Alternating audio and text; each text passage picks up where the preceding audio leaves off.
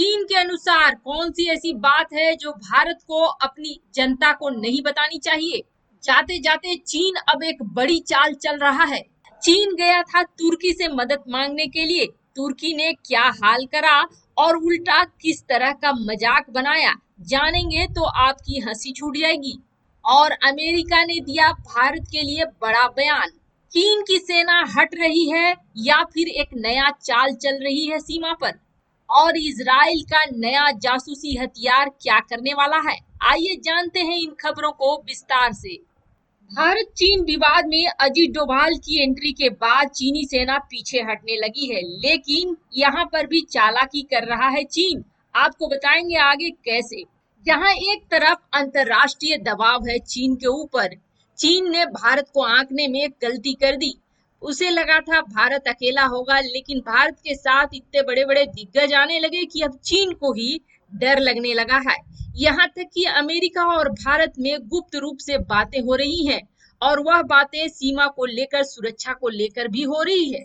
साथ ही साथ अब तो अमेरिका ने सीधे सीधे कह दिया है कि अगर भारत और चीन के बीच विवाद होता है तो अमेरिकी सेना भारत के साथ होगी। इन सब बातों से कुछ सहमा जरूर है चीन, लेकिन वह फिर भी अपनी चालाकियों और दोगलेबाजियों से बाज नहीं आ रहा है। अमेरिका ने क्या क्या कह दिया चीन के बारे में, इस बारे में हम बात करेंगे, लेकिन उससे पहले आप जान लीजिए कि भारत के आने से अजीत डोभाल और चीनी के उनके बराबर जो हैं वांग यी, इनके बीच में लगभग 2 घंटे तक बातचीत हुई और उसके बाद चीन की सेना अपनी तंबू उखाड़ने लगी और अपने कदम पीछे लिए। लेकिन चीन माना कैसे? और 2 महीने के बाद दोनों देशों के बीच हालात कैसे सामान्य होने लगे, यह एक प्रश्न है। एक सवाल यहाँ यह भी खड़ा होता है कि क्या चीन अब मान गया है और आगे कोई ऐसी हरकत नहीं करेगा जिससे कि दोनों देशों के बीच तनाव की स्थिति पैदा होगी? अब जो नया समझौता हुआ है उसमें यह कहा जा रहा है कि दोनों देशों के बीच लगभग 2 किलोमीटर का बफर जोन बनाया जाएगा और इस जोन में दोनों देशों के जवान नहीं आएंगे। लेकिन चीन की नीयत भारतीय सेना बहुत अच्छे से समझती है। ऐसा पहली बार नहीं है कि चीन पीछे हटने को राजी हुआ हो।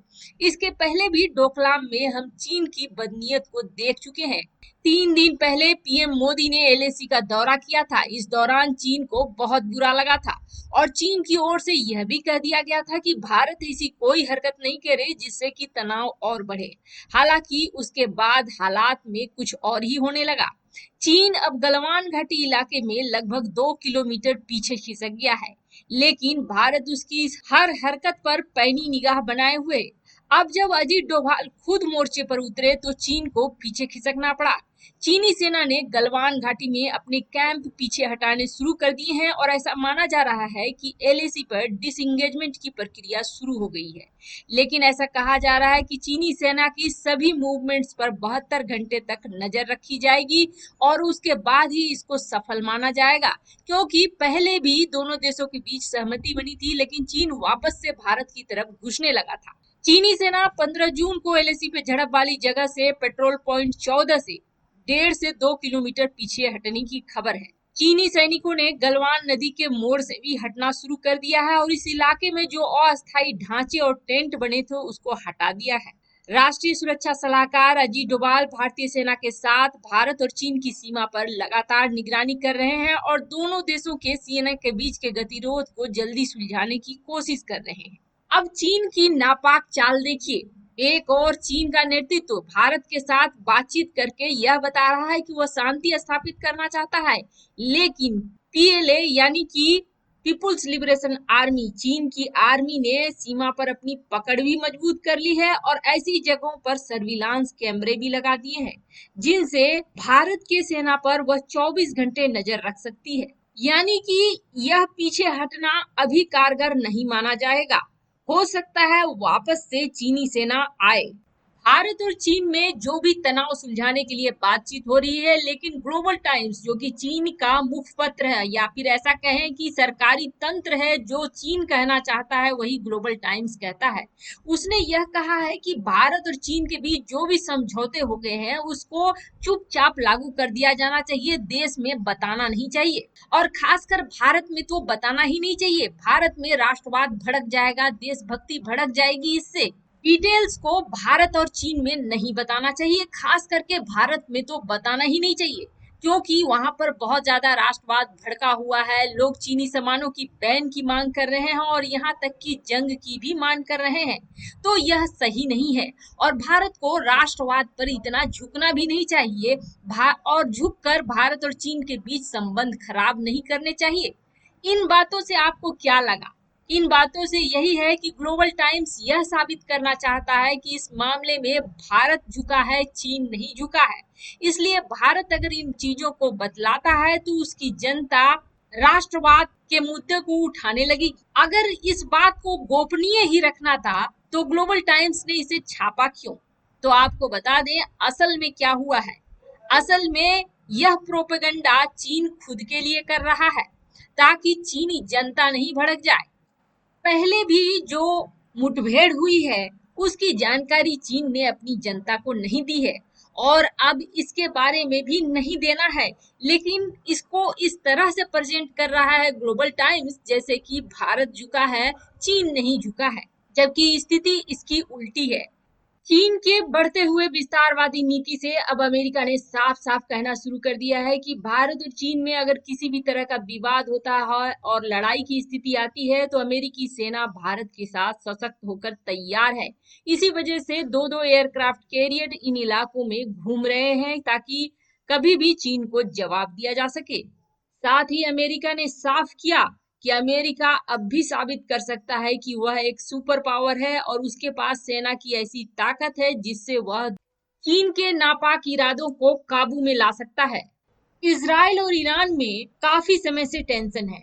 इजराइल ईरान को अपना सबसे बड़ा दुश्मन मानता है और इसकी वजह यह है कि सीरिया में ईरान ने अपनी सेना की तैनाती कर दी है और यह भी कहा जाता है कि संदिग्ध रूप से ईरान अपने परमाणु कार्यक्रम को चला रहा है। साथ ही साथ उसने लंबी दूरी तक के मार करने वाले मिसाइलों को बनाया है और इजराइल को ऐसा लगता है कि ये मिसाइलें वह उस पर इस्तेमाल कर सकता है। इजराइल समय समय पर ऐसे काम करता है जिससे ईरान को नीचे लाया जा सके या ईरान पर निगरानी रखा जा सके। इसी प्रक्षेप में इजराइल ने एक ऐसा सैटेलाइट बनाया है जो जासूसी करेगा ईरान की। वैसे तो इजराइल ने आधिकारिक तौर पर कहा है कि यह इस पूरे क्षेत्र के बारे में इजराइल को बताता रहेगा, लेकिन जाहिर सी बात है इजराइल का असली निशाना है ईरान। वैसे इजराइल पहली बार ऐसा सैटेलाइट नहीं बना रहा है, लेकिन इस सैटेलाइट में खासियत यह है कि यह पहले से ज्यादा ताकतवर है। अब तुर्की ने ऐसा क्या कर दिया चीन के साथ जिसके बाद चीन को समझ में आ गया कि वह अगर भारत और पूरी दुनिया के साथ एक साथ लड़ने की कोशिश करेगा तो मुंह की खाएगा, या दूसरे शब्दों में हम यह कहें तो तुर्की ने भरपूर मजाक उड़ा दिया चीन का। आपको बता दें शुरुआती समय में चीन को ऐसा लगा था कि चूंकि तुर्की अमेरिका के खिलाफ है इसलिए वह चीन के साथ आ जाएगा। अगर कोई किसी तरह की लड़ाई शुरू होती है तो तुर्की तो साथ देगा ही देगा।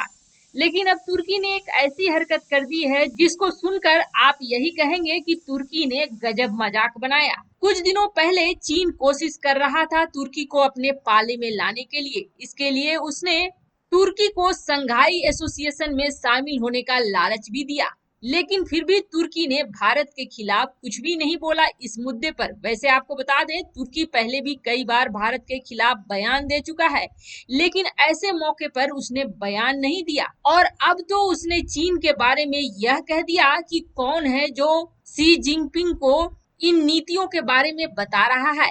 एक साथ इतने सारे देशों से पंगे लेकर, भारत से पंगे लेकर चीन ने खुद का मजाक बना दिया है। चीन चाहता था दुनिया को अपनी ताकत दिखाना, लेकिन ताकत दिखाने के चक्कर में वह खुद ही मजाक बन चुका है और अभी अगर नहीं समझा तो वो और भी बड़ा मजाक बनता चला जाएगा। तुर्की ने सीधे सीधे चीन के नीतिकारों को धो डाला। उसने कहा कि कौन है जो ऐसी नीतियां बनाकर चीन को डुबोने की तैयारी कर रहा है और चीन के राष्ट्रपति उसमें हाँ में हाँ मिला रहे हैं। अगर चीन अभी भी नहीं समझा तो ये समझिए कि उसके हाथ से ताकत तो जाएगी ही, खुद का मजाक भी बेहुदा ढंग से बनेगा।